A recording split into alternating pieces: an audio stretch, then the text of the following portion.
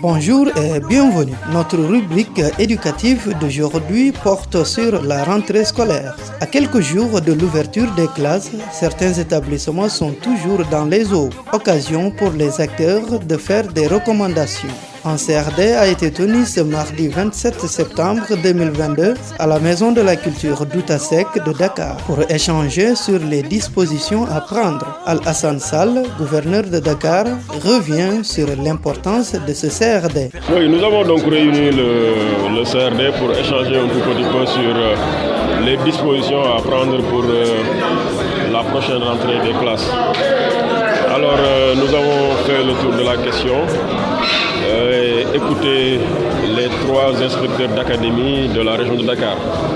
Alors, pour nous faire un tout petit le point de situation.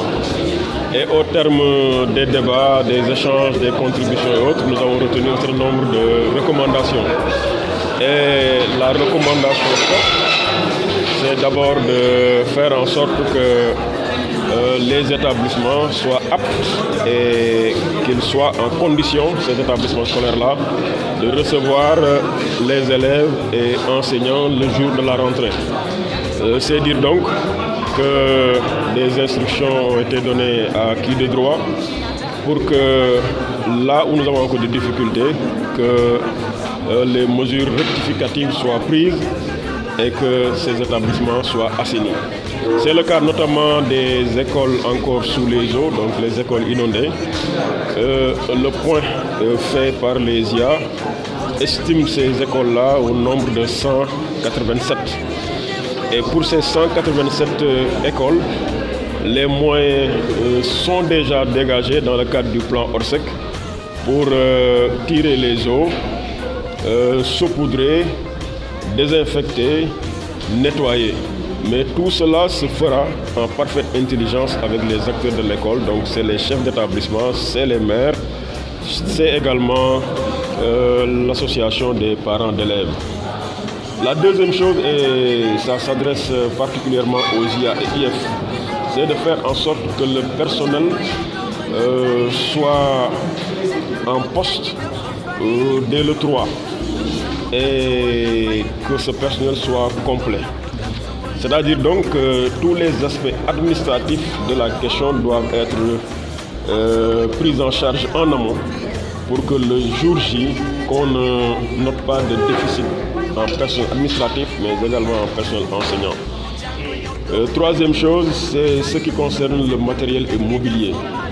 La région a reçu une dotation assez conséquente, 15 000 tables bancs. Alors il faudrait que la répartition se fasse rapidement et que les écoles qui en ont encore besoin puissent évidemment en être dotées afin que ce problème-là ne soit pas posé à la rentrée. Il s'agit également de la mise à disposition des élèves et responsables d'établissement des fournitures scolaires par les collectivités territoriales dans le cadre du fonds de dotation. Là également, nous insistons pour que cela soit fait.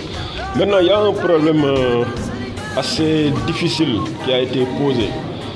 C'est le cas d'écoles ne disposant pas de toilettes ou d'eau courante. Cette question-là doit être rapidement réglée. Et nous allons, en relation avec les IA, en faire un point de situation et demander à ceux-là qui doivent les prendre en charge de les régler le plus rapidement possible. Et qu'aucun établissement scolaire ne disposant pas de toilettes ne puisse être noté le jour de la rentrée. Les toilettes, c'est comme... voilà, c'est indispensable. C'est un élément d'hygiène, de salubrité, mais également de confort et de commodité. Il en est de même pour la question sécuritaire. Et la question sécuritaire, évidemment, c'est d'abord le désencombrement là où vraiment il y a des squatteurs, mais c'est également la prise en charge même de la sécurité du personnel des établissements, mais également des élèves, parce qu'il est noté par endroit des cas d'agression. Et nous avons demandé au préfet, en relation avec les commissaires et chefs de poste de police et de gendarmerie, de veiller à la sécurité des usagers de l'école. L'IA de Rufisque, quant à lui, revient sur les performances de son académie.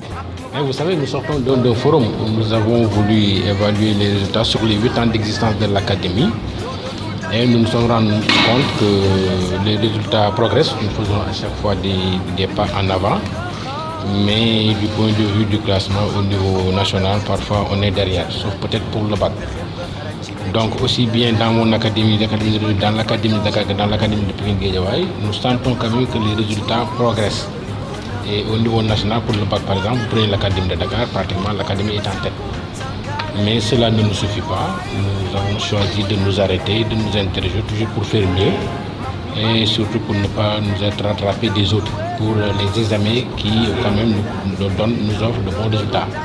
Je le dis souvent, c'est souvent au BFM que nous avons des problèmes, mais au bac on s'en sort tant bien que mal, au CFE aussi on parvient à s'en tirer, mais le BFM nous pose problème.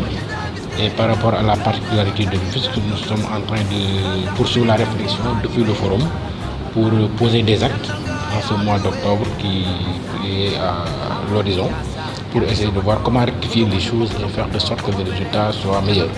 Monsieur Diop ne manque pas d'énumérer quelques solutions à la surpopulation scolaire. Nous sommes dans Dakar, qui est la capitale. Donc vous avez raison de dire qu'il y a une sorte d'attroupement, si je puis parler comme ça, de population qui se rencontre ici. Et ajouter à cela le problème de foncier à Dakar. Nous avons du mal à trouver même des espaces pour construire des écoles. Et la conséquence de cela, c'est que nous ne pouvons pas ne pas accueillir les enfants. Et il est préférable d'avoir les enfants dans les salles de classe, quels qu'en soient les effectifs, que de les avoir dans la rue. Donc qu'est-ce qu'on peut faire? On est en train de voir. On a proposé par exemple à certaines des constructions en hauteur, pour les lycées qui présentent déjà des bâtiments assez sûrs. Et le privé est en train de faire aussi des efforts. Et nous pensons que de cette façon-là, peut-être on pourra trouver une solution à cette surpopulation-là de Dakar, qui souvent concentre le quart ou bien parfois même les 2 tiers de la population du Sénégal. En tout cas du point de vue de la population scolarisée et même de la population scolarisable. Donc voilà, c'est là où nous en sommes. Si je dois parler de Rufisque, où aussi le foncier est une crise, est un problème. Là aussi, nous sommes en train de voir un peu du côté de Sébikotane où on a des possibilités, comment ériger des écoles et peut-être même penser à ériger des structures d'enseignement, formation et technique pour essayer d'absorber tous nos enfants-là. Encore que les enfants qui sont scolarisables à Dakar, ce ne sont pas que des enfants de Dakar, c'est souvent des populations qui viennent de l'intérieur et qui viennent se donner rendez-vous ici dans la capitale. Et il nous faut bien les prendre en compte où qu'ils se trouvent sur le terrain. Ça n'est tout pour ce numéro. Merci de l'avoir suivi. Merci à Agnès Bénédicte Sokhna Diouf. Nous vous donnons rendez-vous à mercredi pour le prochain numéro. Mag ñu baax ñi fi nekkoon ne nañu ko jàng du wees ci mo kal sa ba ca daa gis njëriñam